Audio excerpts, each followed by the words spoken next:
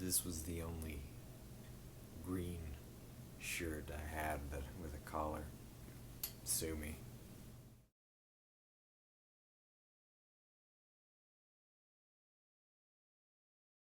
So last time I talked about a film that I didn't really, enjoy that much. So this time I thought I'd talk about something that I enjoy a lot. And which is good because today is the 25th anniversary of said thing. And what is it, you might be asking? It's Blue's Clues, which premiered September 8th, 1996, and I was none years old at the time, obviously. I wasn't born until much later, and yet it was still such a major part of my childhood in terms of development and all of that. It's still quite a big part of my life because, I always enjoy going back and looking at things that I watched as a kid, and this was one of the things that really, really holds up. And that's mostly what I'm going to be talking about today. Why does a show like Blue's Clues hold up? And why does it stand the test of time? And why should it be considered a golden standard for how television aimed at educating children can be made? I'd say one reason is that it never really talked down to its audience. Yes, I know it is still on nowadays, but I'm going to be primarily talking about how it was back in its original run. I think this show now still kind of gets the base principles, but since I don't really watch it, I'm going to be referring to the old show. The show never really talked down to its audience. It was written in such a way that any child watching it could form a genuine connection between themselves and whoever the host was in the episode they were watching, be that Steve or Joe. And I think that was really helpful because there are some kid shows that just want to talk to kids like they don't really understand anything, and that's not true. I think Blue's Clues understood that kids are intelligent beings and that they're always going to be learning, and that they can use their platform in order to educate them in a way that both, was visually appealing to a child's mind. It looked like a storybook come to life. It was 2D animation, very, primary colors, a flashy outfit for the host, and, all that stuff, but it was still able to get across things like American Sign Language, or the idea of holidays of different cultures like Hanukkah and Kwanzaa and stuff like that, which I probably would never have known about had I not. Well, I mean, I would have learned later, obviously, but it was very much my first introduction into that stuff. Being raised in a Christian household, I celebrated Christmas, and so being able to see how people celebrated the holidays outside of my specific, belief or whatever was very interesting to see. And going back to the whole sign language thing, I think there were obviously a couple of occasions where sign language was brought up in full and they actually, spoke it by name.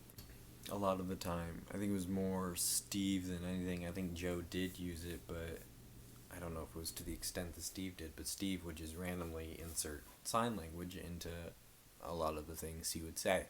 I actually have Blue's Clues playing on my TV at the moment because I was watching some episodes in preparation for this, and there's an episode, where they're playing school, and so many times Steve is signing school and talking about school. He's signing different individual letters for whenever they're talking about different letters going to different words and objects, and I think that's really cool. Apparently, so much the show used sign language so much that as a kid I could speak fluent sign language, and that has since left me. I need to get back into learning sign language, but I just haven't yet. I do have books, but I'm lazy. What can I say? Uh, it was definitely very much in the same vein as like a Mr. Rogers' Neighborhood, where the host is talking directly towards the audience, trying to teach them you know individual life lessons. But where I think Mr. Rogers focused more on sure emotional, how to deal with your emotions and stuff like that. I think Blue's Clues, definitely revolved more around problem solving and creativity and stuff like that, which I think is great. They're both, two sides of the same coin, I think. And then there's Pee Wee's Playhouse, which is just a mess. Anyways, I'm not going to talk about that. I kind of want to talk about the lasting effect that Blue's Clues had on me personally, because I think without Blue's Clues, I probably wouldn't be the person I am today, and because it taught me things like how to solve problems using deductive reasoning, and a lot of detective skills, I guess, come from this very colorful children's show from the late 90s. And stuff like drawing, I think I picked up drawing definitely from Blue's Clues, because drawing was a very big part of all of the hosts' shtick, I guess, because they had to draw down their clues in their notebook, and then they would talk about colors and drawing different characters and painting and all of the creative stuff I said a minute ago. And I actually have some of the old stuff and some new stuff from my childhood that represents Blue's Clues. So first, I pulled this up. This isn't, an old thing. This is from the new show. I picked it up because I think I never had a Blue plushie when I was a kid. So when, the show came out, I was like, I'll at least get like a Blue plushie just so I could like put it on my desk. And I did. And then for Christmas, my mom got me another one, so I actually have two of these. So that's fine. And then speaking of my mom, she got me these. I don't know where she found them. I think she got them from her job at preschool, but these are just Blue's Clues books, which are pretty cool. They're essentially, hostless kind of episodes of the show where mostly just centers around Blue. In fact, she, says words in the books and not just barks. Speaking of books, there's this big thing, which I think was like my best friend as a kid, and is this, which is Blue's Big Book of Stories, which is essentially just, different episodes of the show put down in story format. So you have like, the episode of Blue's birthday, playing dress up, there's Magenta's visit, there's the Blues holiday, where they go around and they talk about things like Kwanzaa and Hanukkah and stuff like that. It's all great. I could probably read this all day, but I probably shouldn't. So yeah, this has been around for quite a long time, as well as this, which is a Blue's Clues blanket that I had as a kid, I believe. I don't know what age, but we still have it. And speaking of blankets, I wanted to briefly talk about this, is that the character Joe, he had, part of his character was that he had a baby blanket, and I thought I'd show mine. So this is the blanket I had as a little daddy baby boy, and here it is. It's cool. It's blue. Hey, look at that.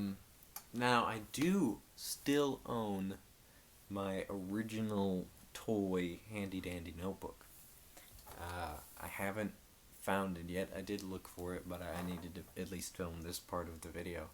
I should at least talk about this because for Christmas I did the Elf on the Shelf thing for every day, and one of my ideas was having the elf portray Steve, and so I took post-it notes and I drew blue pop prints on it, and I used this as like a little set decoration thing, and then I drew this on a post-it note.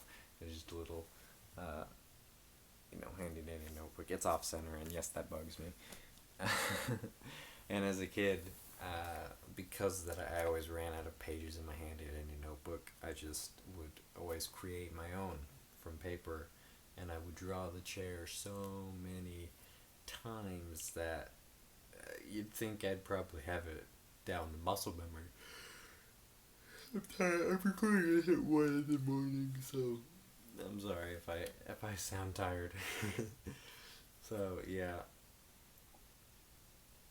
you'd think I'd have drawing the thinking chair down to a T, but I don't. It's been a long time since I've drawn it, and then even drawing the thinking chair in the thumbnail, that was a lot difficult than I thought it would be, but it was still fun because it was like all those memories were flooding back to me, and so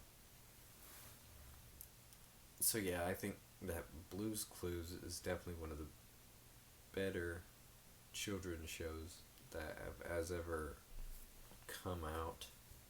Let's say at least children's educational shows, because I feel like there is a good distinction.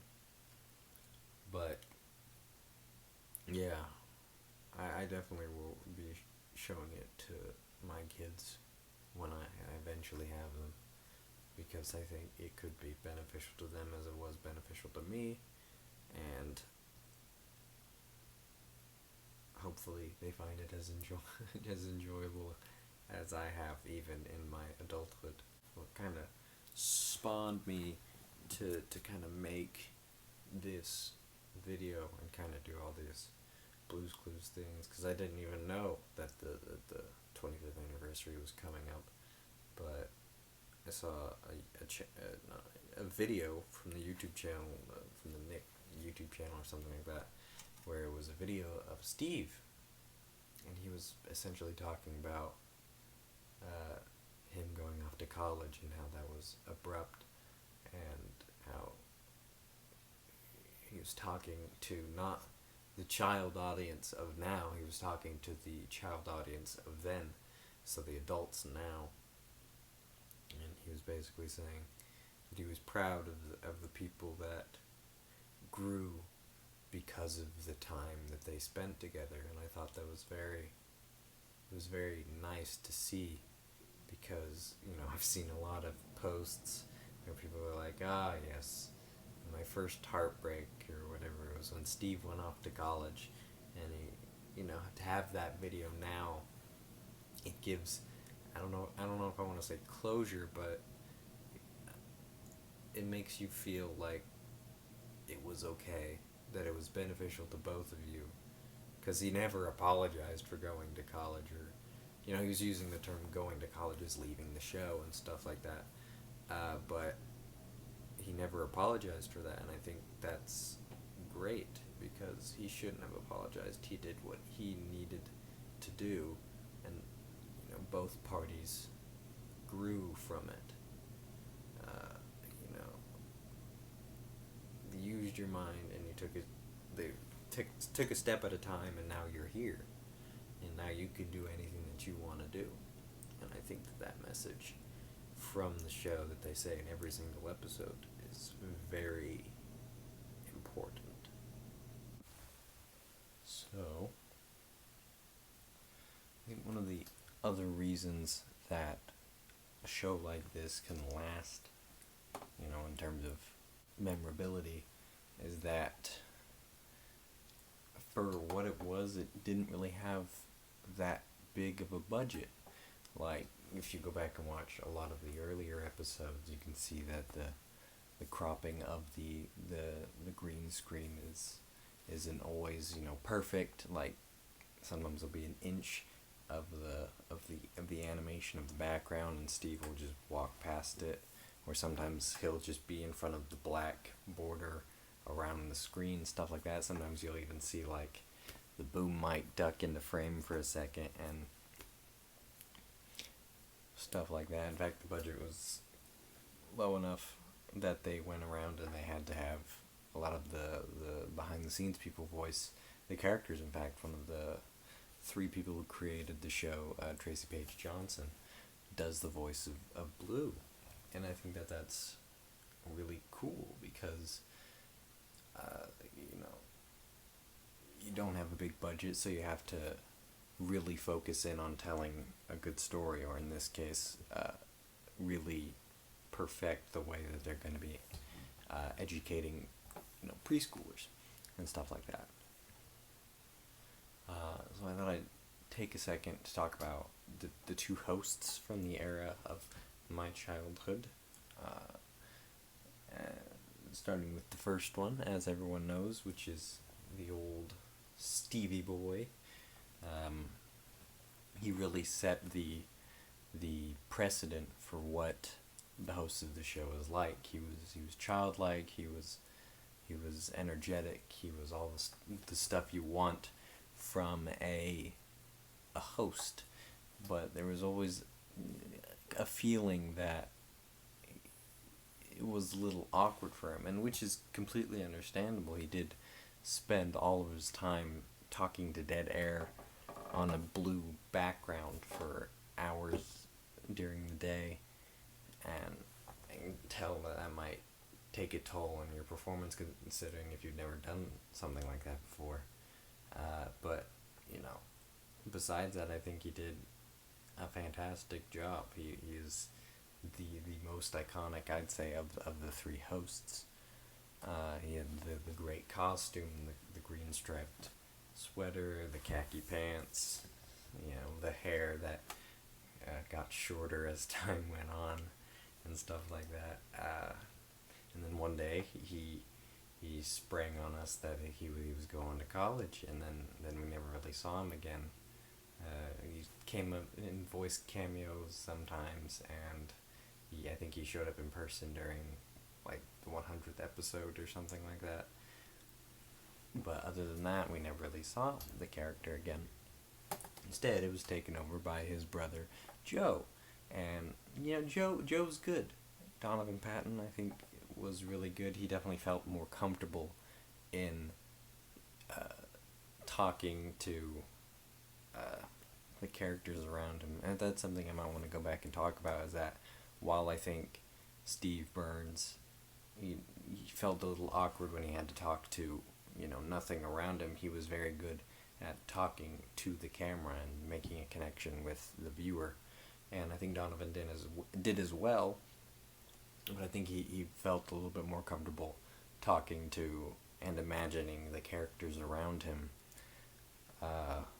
Plus, I think he was just slightly a better singer than Steve, but that's fine because who cares? It's a kids show.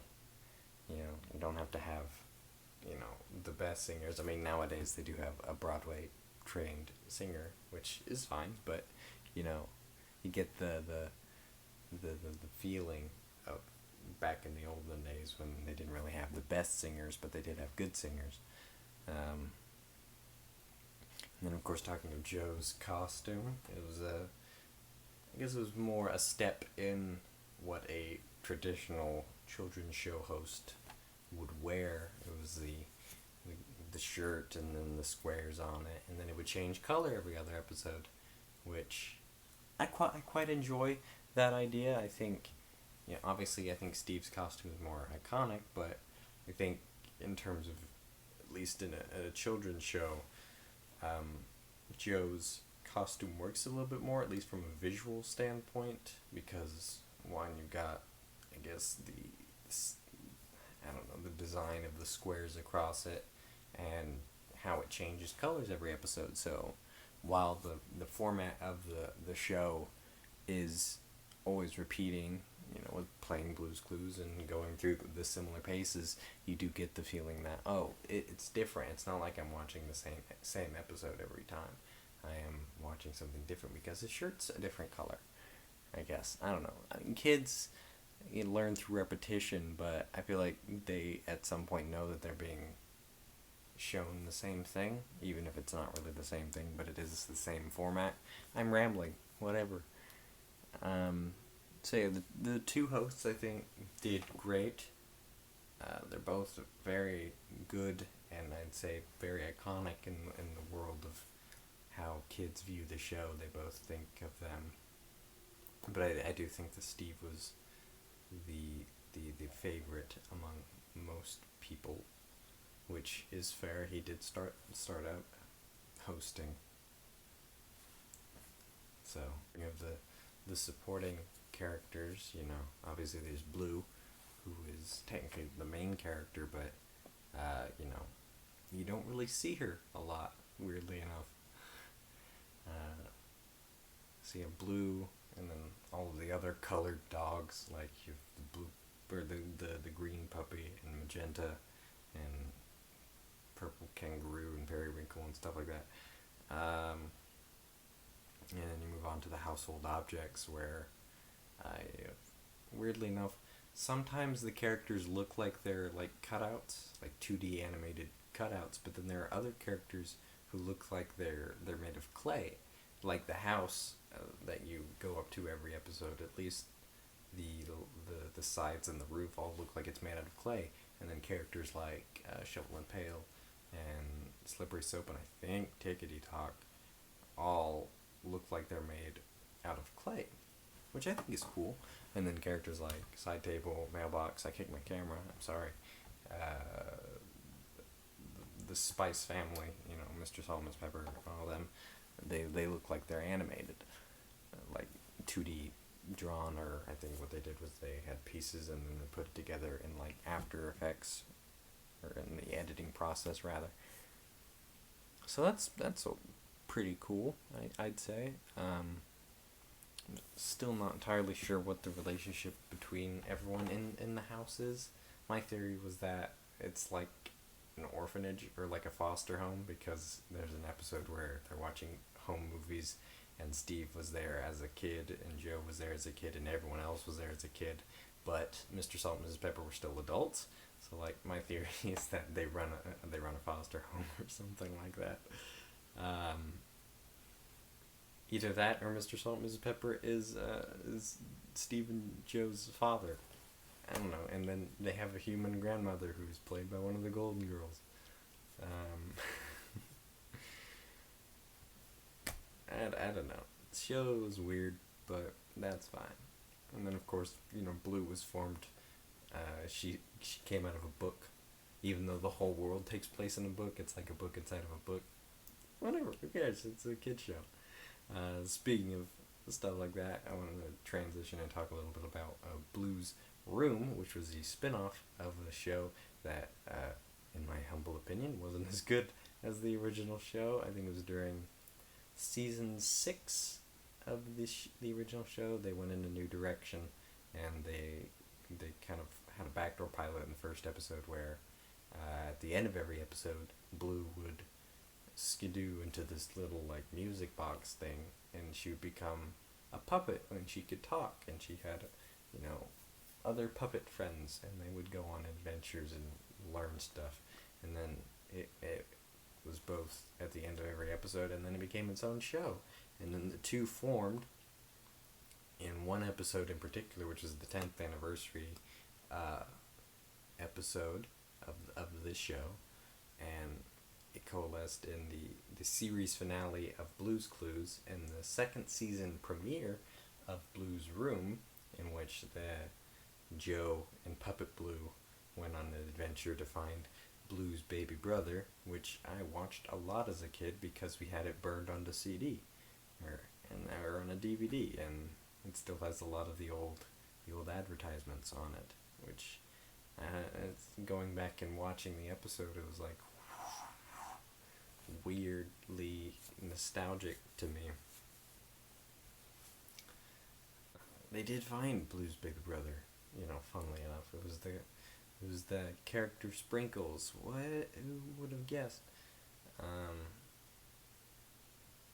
and then with that, Blue's Clues was off the air for a long time, but it was still, at least in the hearts and minds of the people who watched it, and the people who watched it and showed it to their kids, or people finding it on their own. And the show lived on in some way.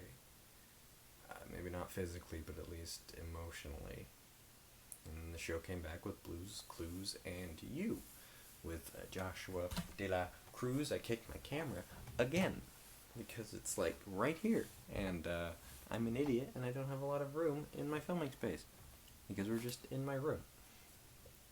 Anyway, what was I saying? Oh yeah, Joshua De La Cruz as the host, who plays the cousin of Steve and Joe, and they've moved on with their lives. Joe now works at the present store, and Steve has a job as a detective at the Blueprints Detective Agency, because Blueprints was the original name for the show before it was Blue's Clues. Anyways, so you have Josh, and I'll talk kind of briefly about the show because I've only seen like an episode, I think. Is this pretty good? He has a good energy when talking to the audience. I mean, probably a lot of that comes from him being a Broadway performer, and it is a bit like live theater, I think Steve said in like a behind the scenes documentary.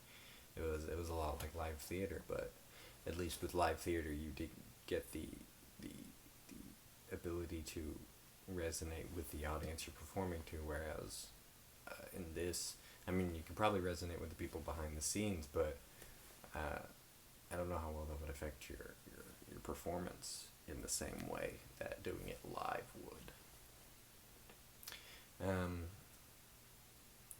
So yeah, overall I think, you know, the new show is good. It's got a good energetic host. A lot of the animation is a bit more updated, like Blue is CG now, but a lot of the characters, they still look kind of 2D. So there are some things that I do have a little bit of oomph with, but I mean, the show wasn't made for me. I'm not the audience anymore. I'm not the target audience anymore, so I don't really care. But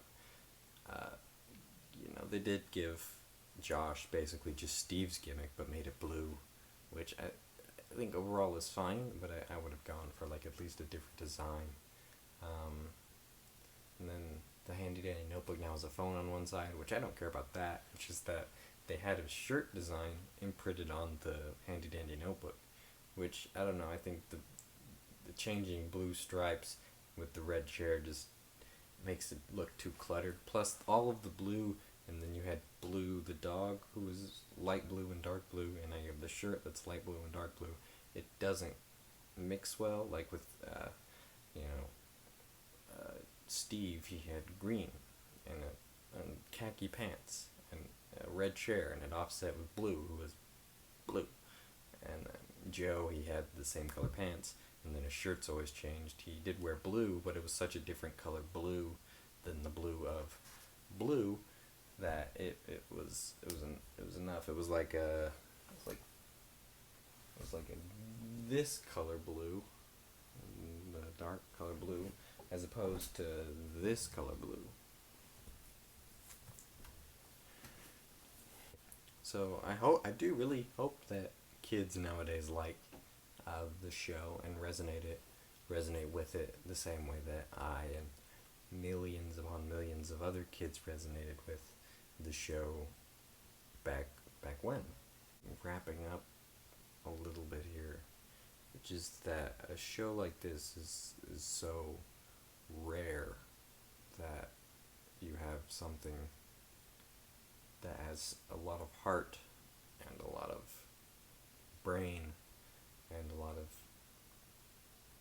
potential, and it uses its potential to the fullest of its ability. I just think that if we had more shows like that,